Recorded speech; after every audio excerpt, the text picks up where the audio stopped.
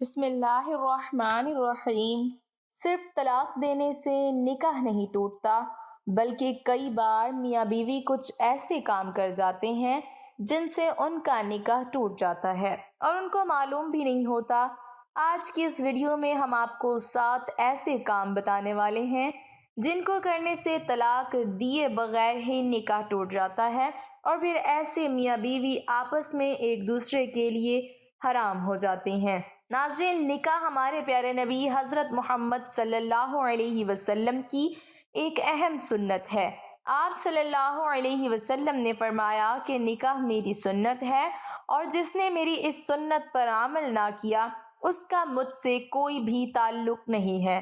تو اس کا مطلب یہ ہے کہ ہر انسان کو چاہیے، وہ مرد ہو یا عورت ہو، نکاح ضرور کرنا چاہیے۔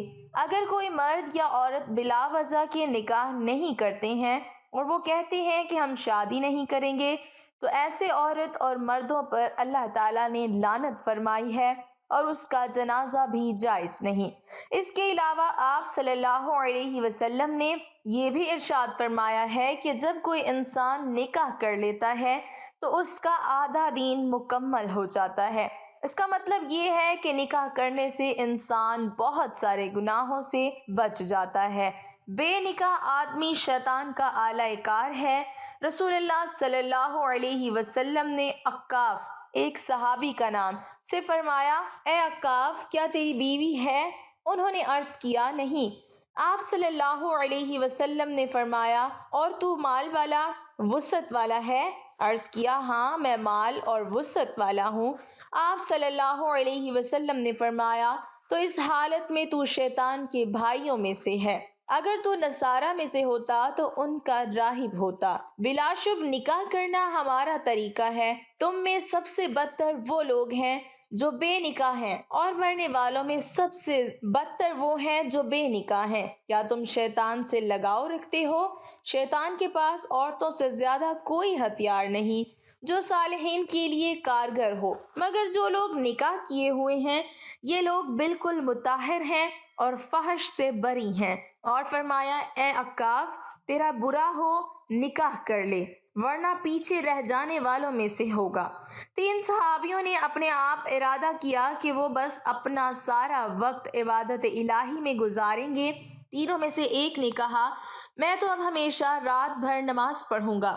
دوسرے نے کہا، میں تو ہمیشہ روزہ رکھا کروں گا اور کبھی بھی نہیں چھوڑوں گا۔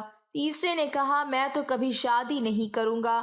رسول اللہ صلی اللہ علیہ وسلم کو علم ہوا تو آپ صلی اللہ علیہ وسلم نے ان سے پوچھا کہ کیا تم نے ایسی بات کہی ہے؟ خدا کی قسم، میں تم سے زیادہ اللہ سے ڈرنے والا ہوں اور تم سے زیادہ اللہ تعالیٰ کے حقوق کی نگہداشت کرنے والا ہوں، مگر میں روزہ بھی رکھتا ہوں اور چھوڑتا بھی ہوں اور رات کو نماز بھی پڑھتا ہوں اور سوتا بھی ہوں۔ اور پھر آپ صلی اللہ علیہ وسلم نے فرمایا، میں عورتوں سے نکاح بھی کرتا ہوں، جو میری سنت سے اعتراض کرے گا وہ مجھ سے نہیں ہے۔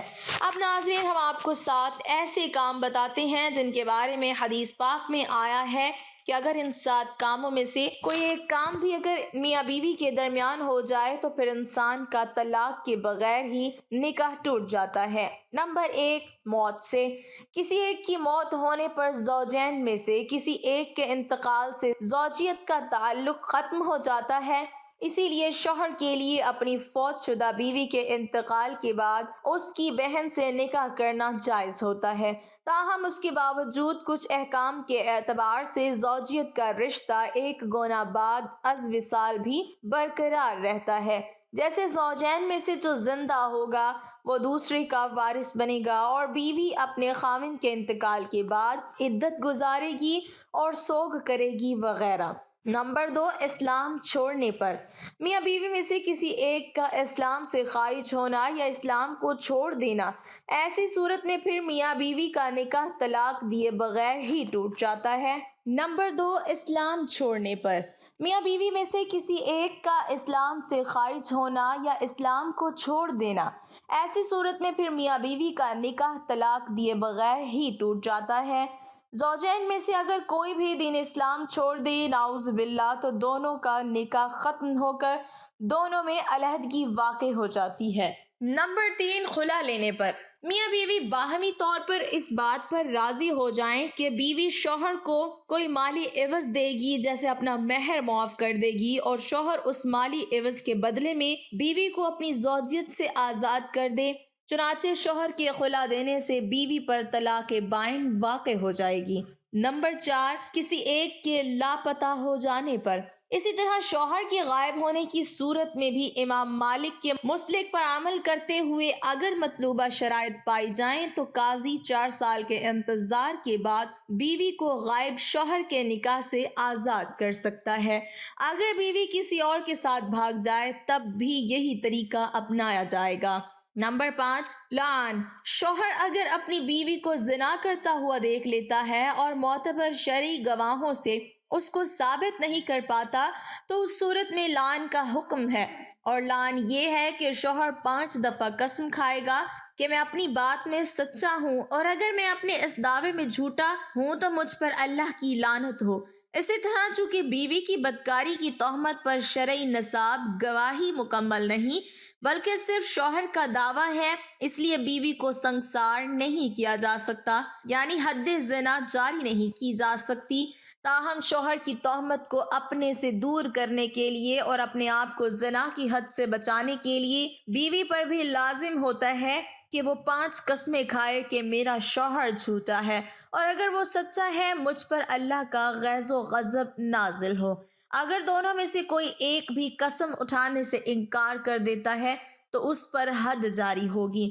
شوہر اگر قسم کھانے سے انکار کرتا ہے تو اس پر حد قذف جاری ہوگی، یعنی 80 کوڑے لگائے جائیں گے، اور اگر بیوی قسم کھانے سے انکار کرے گی تو اس پر حد زنا جاری ہوگا، یعنی اس کو سنگسار کیا جائے گا۔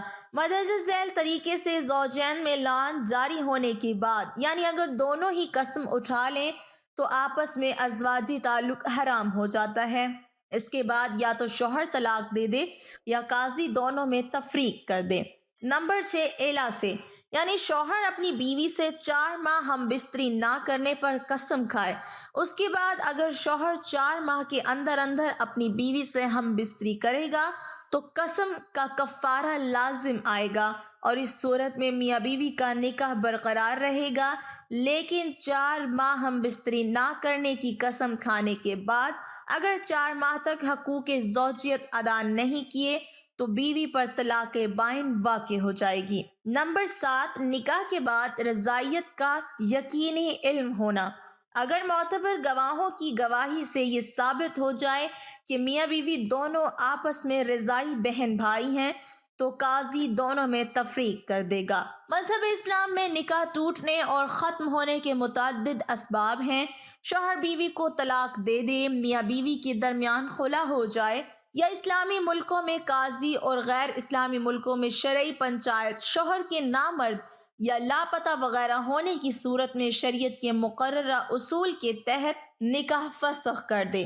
اللہ تعالی ہمیں برائی سے بچائے اور تمام امت مسلمہ کو دین کی مکمل سمجھ نصیب فرمائے، آمین۔ ناظرین، کمنٹ باکس میں اللہ کے 99 ناموں میں سے ایک نام ضرور ٹائپ کریں۔